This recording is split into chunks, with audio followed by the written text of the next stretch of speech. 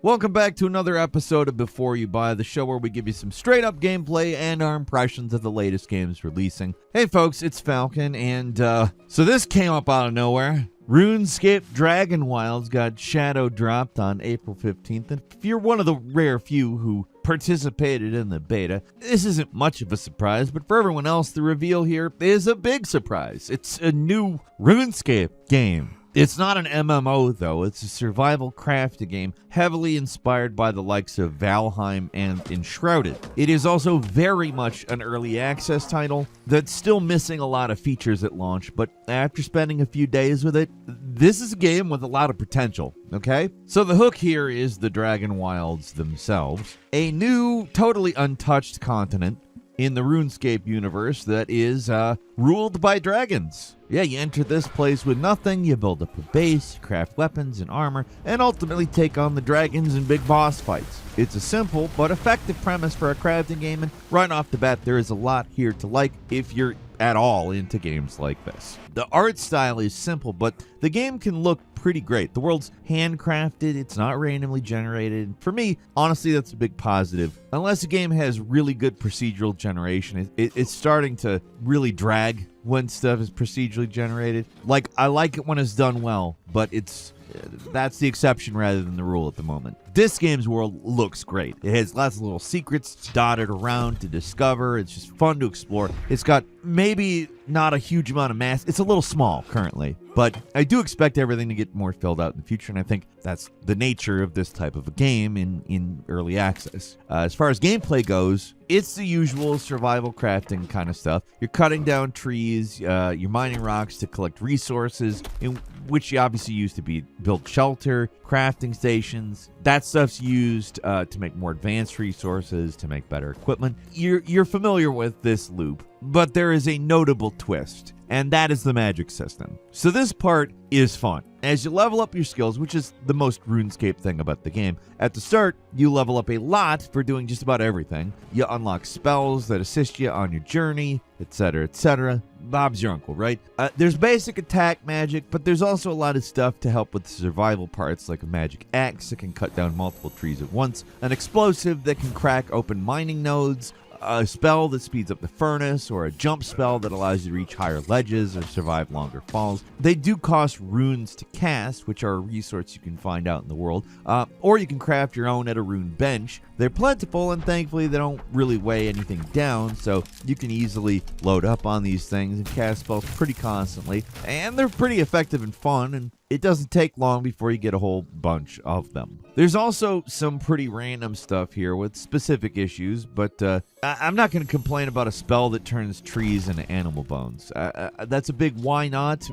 Sure, from me. Base building's also pretty satisfying. You get floors and walls to snap into place extremely easy, blah, blah, blah. There's a blueprint mode where you can plan out your building without using resources, and then there's even a spell that lets you use the camera freely while building, which is really a feature every game with a construction element should have. I don't know why nobody's thought of this. It's such a good idea. It's a legitimately innovative idea, and I really like it. There's other legitimately innovative ideas here that I really like. So it's kind of unfortunate that, at least right now, a lot of the other aspects of the survival they're so rooted in the past. Like, storage is a common issue in survival games. It's a problem here. You can't build from storage. You can't access your chests easily, or label your chests, or easily organize your stuff, so your options, they're fairly limited. You're either making a big pile of chests with a bunch of random stuff in each one to dig through until you find the resource, or you can carefully organize each box, which is going to turn into a mess eventually anyway, because the item stacks are real small, just 50 items per stack for most major resources, and as low as 20 for some stuff. Certain resources also really a big pain to get, while other stuff that feels like it should be rarer is pretty easy to load yourself down with for whatever reason. Stuff like rare metals are a cinch to get, while something that should be common, like coarse thread, is a constant bottleneck. For some reason, the game wants like 6 coarse furs to make just one thread, and many things require multiple threads. It's one of the only resources that require that much stuff to make one item, and getting coarse fur is a pain. It's only dropped by rats and other animals, which are weirdly uncommon, and they only drop 1 or 2 furs if you're lucky. Nothing if you're not. And then there's the amount of specialized crafting benches. There's too many of them. The amount of stations you need to bounce between to get everything made increases exponentially as the game progresses. And while it is not the most overwhelming crafting system ever, it does get tedious when you combine it with the terrible storage system. For how forward-thinking the building and the magic system are, the crafting feels really backwards. Or at least it does currently. An important thing to remember is that Dragonwilds is one of those for real early access games. Like, it's missing a lot of major features, and it's not just a game that they need to complete, so they released it in early access for money. It's an early access game. And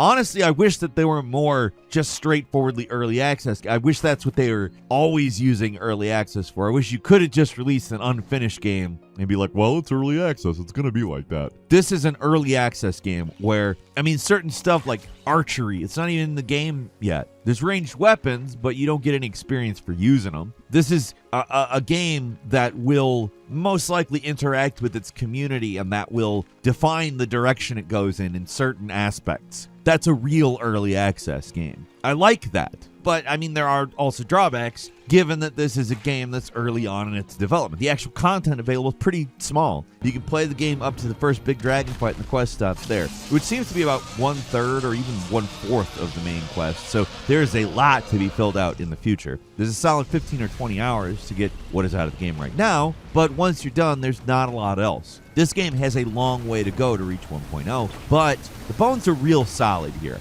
All the parts in the game that feel good, I want to just like celebrate. It's good stuff. The magic is undeniably great. They really nailed the look and the feel. It's all satisfying to use. The combat is simplistic, but it feels satisfying. Even if many tough enemies can be defeated by simply dodging their attacks. I mean, technically that's literally true of any game, I guess, but it feels particularly easy here because most enemies aren't that aggressive, so you can kind of just whack away at them without much pushback. Like, the main problem here is the crafting, and it's definitely not a problem that I think won't get fixed or that gets in the way of all of the stuff that's awesome. Now, just because those enemies are easy doesn't mean the game is easy. I do want to say that. You can still get killed, all kinds of dead, if multiple monsters king up on you, which does happen pretty regularly. There's an invasion mechanic, and every so often you get hunted. A few monsters appear to attack you depending on the size and power of your group, blah, blah, blah. There's also dragon attacks to worry about. And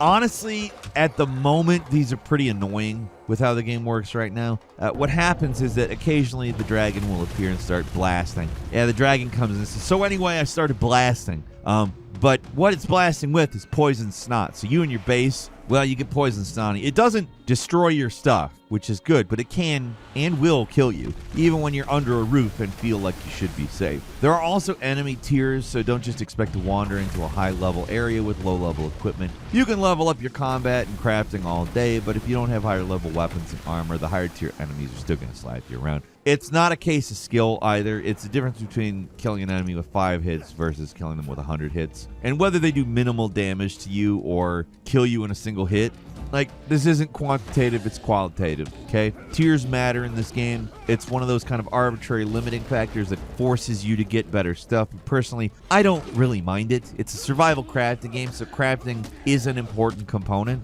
When it comes to death, the game's pretty punishing, too.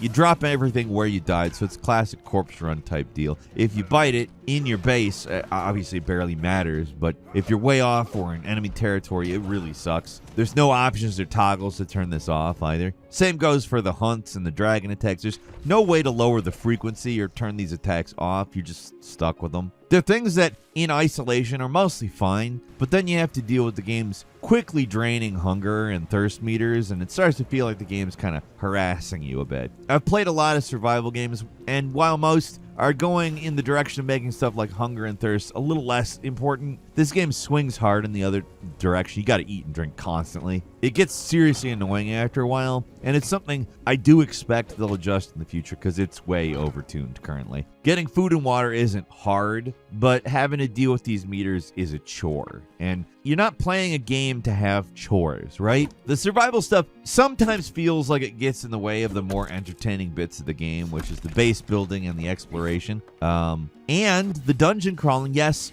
There are dungeons in this game, another bit inspired by Valheim, but these dungeons are not randomly generated or have their own traps or challenges to overcome. Ultimately, they're not as rewarding as they could be. You don't get any special unique loot for completing them, but there are important resources in these places, including essential items for building teleporters, which are actually pretty easy to build and really helpful for getting around the world quickly. I know I only glossed over the base building stuff here, but I have to say it's very well done. It's way less fiddly or frustrating than a lot of systems that are very much like it. And they give you a ton of options for sizes and shapes of tiles, so you can get really creative if you want to while building. I mean, you don't have to. You could make a real dull-ass, shitty box of a base if you really wanted, but the tools are there. That's what I'm saying. So we're at a fun but flawed experience right now. Everything that needs to work does work. The magic system is a lot of fun. The combat's simple, but it feels good. The world's fun to explore. It has plenty enough interesting landmarks that you feel compelled to look around, but some stuff feels overtuned or maybe underbaked. That's kind of where we are right now. Like the storage system,